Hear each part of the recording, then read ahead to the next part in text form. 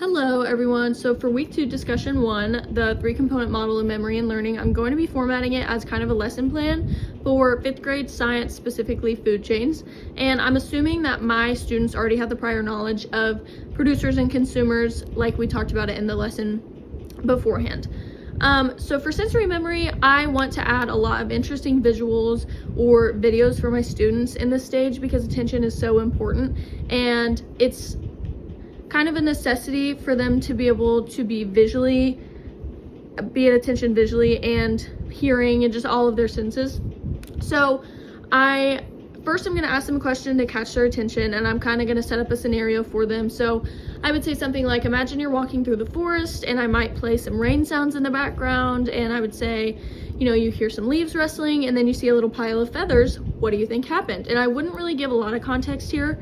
I would kind of just let them think on their own for a little bit, just to get their minds working and thinking about the topic, even if they're not thinking really on the exact topic. I would let the students share their ideas with their partners, and then they would share with the class, and I would write them on the board so they could visually see what their ideas are, because we're going to go back to this topic a little bit later in the lesson. Right now there's no wrong answers. I just want them to kind of start working towards the end goal of what a food chain is. I also picked out a crash course video. It's called Fabulous Food Chains, and I like these videos a lot. I use them in my practice lesson plans quite a bit because they've got a lot of interesting visuals and colors, and it's in kind of a cartoony format rather than just having someone lecture at them, but it's still getting the information across.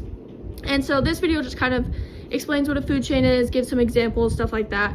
And while they're watching this video, I would have them write down 2 or 3 things that they found interesting, that they have questions about, that they noticed, just to kind of keep their attention on the topic and on the video, because I know that I cannot pay attention most of the time if I don't have a task to follow, and I'm not really going to retain any information if I'm not focusing on getting some sort of information out of a video or out of a textbook.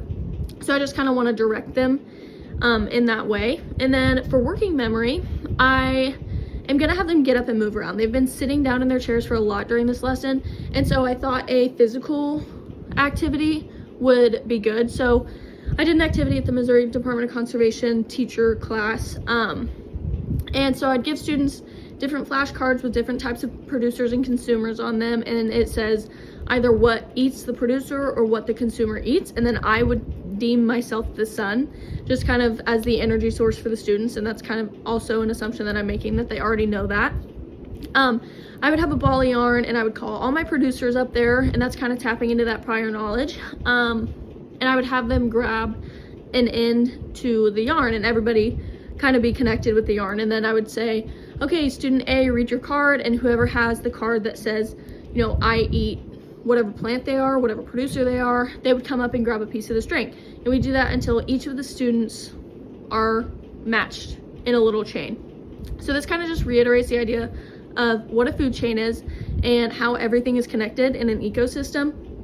And I thought this would be really good for my students because, number one, it's a visual of how food chains work, how everything's connected, again, what producers and consumers are, and it also just keeps their attention because they're not only mentally attentive in that moment, but they also have a physical task. So getting up and walking, holding on to the string, listening to whose name is called, stuff like that. So I thought that would be good for the working memory. And then for long-term memory, first, how I would relate it back to prior information, the producers and the consumers. I'm assuming that my students have learned this in a different class or a different lesson, and so I'm kind of pulling that knowledge into this lesson and just reiterating those topics. And then also I'm going to go back to the forest scenario that we had in the very beginning, and I'm going to have students kind of rethink their answers about that, and they can see what they said before on the board since I wrote it up there, and then they also have new knowledge of what a food chain is, what might have happened to the bird in order for the feathers to be on the ground and stuff like that. To help my students recall what they learned in the next class session, I would once again just kind of do a brief overview of, okay, we learned this last class period, this is how this ties into our new topic, and ideally our new topic would be different kinds of ecosystems. And so what I would do is tie in, each ecosystem has their own food chain. Whether it is a forest, a pond, whatever it is, there's always a food chain in it, and everything is connected. And so I'd kind of do this by creating new scenarios, like the forest one that I talked about in the beginning.